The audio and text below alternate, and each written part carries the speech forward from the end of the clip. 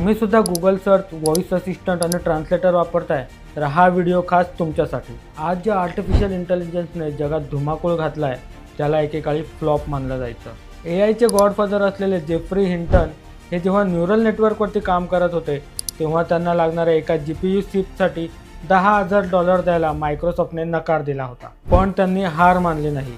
त्यांनी गेमिंगसाठी वापरला जाणाऱ्या जीपीयू चिपचा वापर केला आणि संगणकाला अक्षरशः माणसासारखं शिकायला लावलं। याच तंत्रज्ञानाचा वापर करून गुगलच्या एका टीमने यूट्यूबवरील मांजरींचे व्हिडिओ अचूक ओळखण्याचा चमत्कार केला। पुढे 2012 मध्ये हिंटन आणि त्यांच्या 2 विद्यार्थ्यांनी एक्सेलनेट नावाची एक सिस्टीम उभी केली। ही सिस्टीम एवढी भारी होती की भल्या टेक कंपन्या ही सिस्टीम विकत घेण्यासाठी रांगेत आले।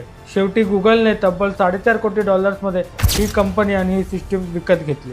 आणि विशेष म्हणजे हिंटन यांनी पैशातला मोठा वाटा आपल्या विद्यार्थ्यांमध्ये वाटून टाकला। आज तुम्ही जे गुगल सर्च, ट्रान्सलेशन आणि व्हॉइस असिस्टंट वापरताय तो या डीप लर्निंगचा चमत्कार आहे।